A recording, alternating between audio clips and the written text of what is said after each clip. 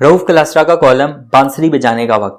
हर दौर अजीब होता है, लेकिन ये कुछ ज्यादा ही अजीब लग रहा है। जिस दिन बलूचिस्तान में हजारा कम्युनिटी के 11 मजदूरों की लाशें लवाहिकीन सड़क पर रखकर बैठे थे और 6 बहनें कह रही थी कि इनके घर अब कोई मर्द नहीं बचा, उस वक्त इस्लामाबाद में वजीर आजम अपने तर्जुमानों की फौज को लेकर बैठे ये समझा रहे थे कि अपोजिशन को कैसे टफ टाइम देना है और हर टीवी शो और सोशल मीडिया पर कैसे उनके परखचे उड़ाने हैं, किसी के साथ रू रायत नहीं बरतनी। इस वक्त वजीर आजम बनने को बेताब मरियम नवाज बहावलपुर में अवाम को बता रही थी कि इमरान खान ने 31 जनवरी तक इस्तीफ़ा ना दिया तो वह हशर बर्पा कर देंगे।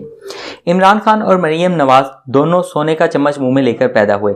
उन्होंने वो दुख या तकलीफें नहीं देखी जो इन मजदूरों ने देखी, जो कमाने के लिए गए थे और जिनकी लाशें वापस आई।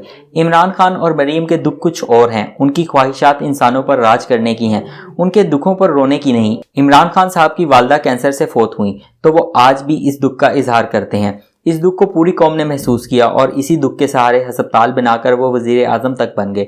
मरियम नवाज ने भी अपनी वालदा को खोया और उस दुख का इजहार वो कई दफ़ा इंटरव्यूज़ और जलसों में कर चुकी हैं।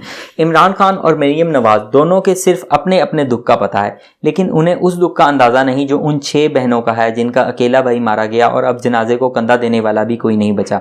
बड़े लोगों की एक बात अहम होती है, उनके नज़दीक दुख, दर्द, तकलीफ सिर्फ वही है जो उनके साथ पेश है। ट्रेजिडी की तारीफ तो 2500 साल पहले यूनान में कर दी गई थी कि गम वही होता है जो बड़े इंसान का हो। वही ट्रेजिडी है जिसका शिकार बादशाह, शहजादे या शहजादियाँ होती हैं। आम लोगों की मुसीबतें, दुख कोई अहमियत नहीं रखता। इमरान खान साहब की वालदा ने वफात पाई तो पूरा जहां उनके साथ आज तक आंसू बहाता है। मरियम नवाज माँ की मौत का दुख बयान करती हैं तो कितनी आंखें नम हो जाती हैं।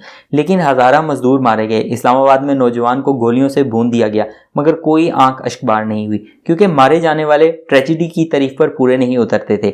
अगर आप चाहते हैं कि पूरा माशरा आपके दुख में रोए तो फिर आपका बादशाह या बादशाहों की औलाद होना ज़रूरी है, वरना आप एक अदद लाश हैं जिस पर सिर्फ आपका ख़ानदान, रिश्तेदार या चंद दोस्त ही आंसू बहाएंगे।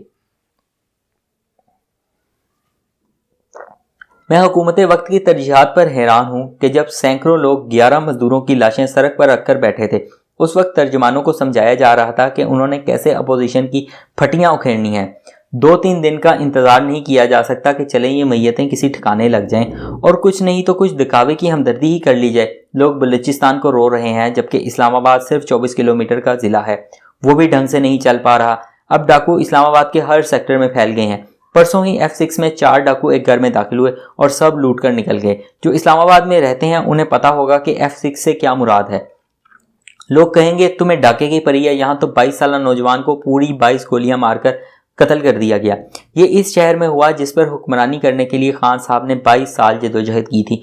यही खान साहब अपोजिशन में थे तो दिन रात कोरिया के वजीर आजम की कहानियां सुनाते थे कि समुंदर में एक कश्ती के हादसे में हलाक होने वाले बच्चों का खुद को जिम्मेदार करार देकर इस्तीफा दे दिया। इस वक्त डच वजीर आजम की कहानियां सुनाई जाती थी जो साइकिल पर दफ्तर जाता था, अब खुद 2 किलोमीटर का सफर भी हेलीकॉप्टर पर होता है। और जिस मुल्क के एक सूबे में 6 बहनें सड़क पर भाई की लाश लेकर बैठी कह रही हैं कि हमारे घर में कोई मर्द नहीं बचा, उसी शाम मुल्क का वजीर आजम अपनी पार्टी तर्जुमानों पर नाराज हो रहा था कि तुम लोग अब भी अपोजिशन का तिया पंचा नहीं कर रहे, और वह सब शर्मिंदा बैठे थे कि और क्या करें, किस हद तक करें। टीवी चैनल्स और ट्विटर पर लड़ लड़ कर उन तर्जुमानों की अपनी शख्सियतें बिगड़ गई। यार दोस्त छूट गए जो उन्हें अब नहीं पहचानते कि ये वही दोस्त है जो कभी कोहसार मार्केट में बैठकर गप्पे लगाते थे। हुकूमत के तर्जुमान बनकर अब वो किसी और दुनिया के लोग बन गए हैं। शिबली फराज साहब को 2-3 टीवी शोज में उनके पुराने दोस्तों ने बुरी तरह उलझते देखा तो दुख हुआ। मुझे याद आया जब शिबली फराज को वजीर बनाया गया तो वजीर आजम ने उन्हें कहा था, शिबली डरना नहीं, सबको दबा कर रखना है। मुझे किसी ने ये बात बताई थी तो मैंने कहा शिबली फराज साहब एक हद से गुजरना मुश्किल होगा, वो उस लेवल पर जाकर आवाम के सामने टीवी शोज में ऐसी लड़ाई नहीं लड़ेंगे जिसकी तवक्को पर वजीर आजम ने उन्हें वजीर बनाया है। मुझे तस्लीम करने दें, मैं गलत निकला। गलत होने की बात आई तो यही देख लें कि पिछले कबीना इजलास में इंकशाफ हुआ कि LNG के कॉन्ट्रैक्ट्स वक्त पर ना होने से अब अरबों रुपए का नुकसान अपनी जगह, लेकिन असल दुख यह है कि वजीरों को पता था कि हर साल दिसंबर, जनवरी और फरवरी में गैस ज़्यादा इस्तेमाल होती है, लिहाजा पहले से LNG खरीदनी चाहिए, लेकिन कोई गैस ना खरीदेगी। उस वक्त गैस का रेट $2 से $4 तक था, अब कई गुना ज़्यादा रेट पर खरीदी जानी है। اور کابینہ میں وزراء نے تسلیم کیا کہ وقت پر فیصلہ نہ کرنے سے نہ صرف اربوں روپے کا نقصان ہوا بلکہ عوام میں بھی برا تاثر کیا، لیکن کسی ذمہ دار وزیر یا بابو کو کچھ نہ کہا گیا۔ یہ اربوں روپے کا نقصان تیل کی قیمتیں بڑھا کر پورا کیا جا رہا ہے۔ یوں ایک مشیر پیٹرولیم اور وزارت کے بابوز کی نااہلی کی سزا عوام کو پٹرول کی قیمت بڑھا کر دی جا رہی ہے۔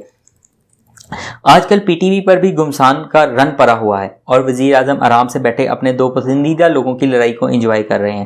کابینہ کی منظوری کے بعد جس ایم ڈی کی تقرری کی گئی تھی اسے پی ٹی وی بورڈ کے نئے چیئرمین نعیم بخاری نے معطل کر دیا۔ اس سے پہلے پی ٹی وی کے اہم لوگوں کو نعیم بخاری نے اپنے سٹاف سے برطرف کرا دیا تھا، جبکہ ایم ڈی نے اس لیٹر پر دستخط کرنے سے انکار کر دیا تھا کہ ان کے بغیر پی ٹی وی کیسے چلاؤں گا۔ اس پر بخاری صاحب نے ایم ڈی کو ہی شوکاز نوٹس دے کر معطل کر دیا۔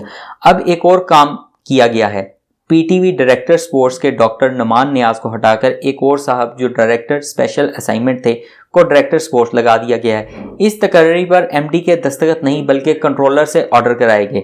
آپ اندازہ کریں جن سے ایک ٹی وی چینل نہیں چل رہا، 24 کلومیٹر کا اسلام آباد نہیں چل رہا، انہوں نے پورا ملک چلانا ہے۔ جن کی ترجیحات بلوچستان میں سڑک پر بھائی کی لاش رکھے 6 بہنیں نہیں، اسلام آباد میں 22 سالہ نوجوان کا سانحہ نہیں، شہر بھر میں بڑھتے ڈاکے اور قتل نہیں، بلکہ یہ کہ کیسے اپوزیشن کو ٹف ٹائم دینا ہے۔